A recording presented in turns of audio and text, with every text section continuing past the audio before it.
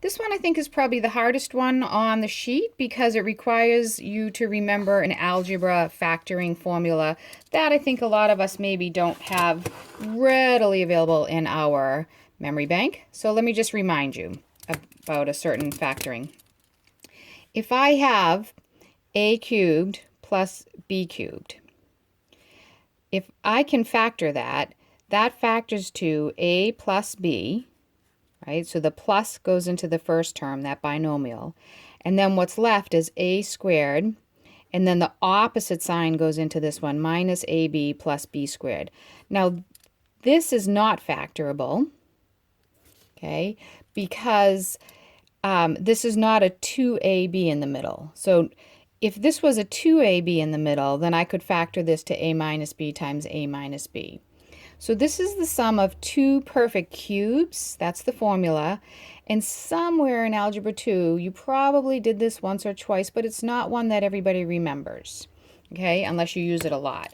So the identity that we're trying to prove here, and I'm just going to rewrite it, is sine cubed of x plus cosine cubed of x over sine of x plus cosine of x is equal to 1 minus sine of x cosine of x.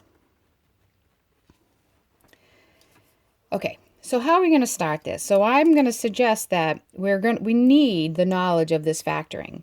So if I have two perfect cubes, which I do on the top, I have sine cubed of x, which is like a cubed, plus cosine cubed of x, which is like b cubed.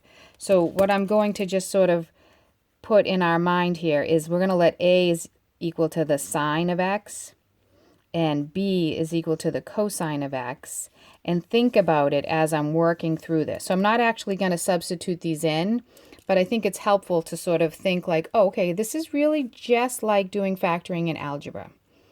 Okay, so I'm going to take this and we're going to come down and say, all right, if this is sine cubed, it's like the a cubed. It's going to factor to sine of x plus cosine of x.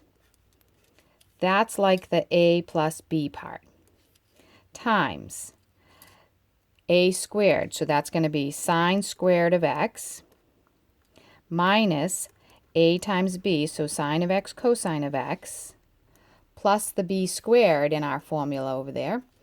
So plus cosine squared of x. And all of that goes over sine of x plus cosine of x, right? Because my denominator still stays the same. And I'm supposed to prove that that equals 1 minus sine of x cosine of x. Okay, well, look at, we're in great shape because we have two factors that are the same. This factor is the same in the numerator and denominator. So this simplifies down to sine squared of x minus sine of x cosine of x plus cosine squared of x. And I'm supposed to be proving that that equals 1 minus sine x cosine x. Well, I see a Pythagorean identity here, so if I just rearrange it, and you don't have to rearrange it if you see it clearly, just don't want to make the mistake of substituting something that's not really there.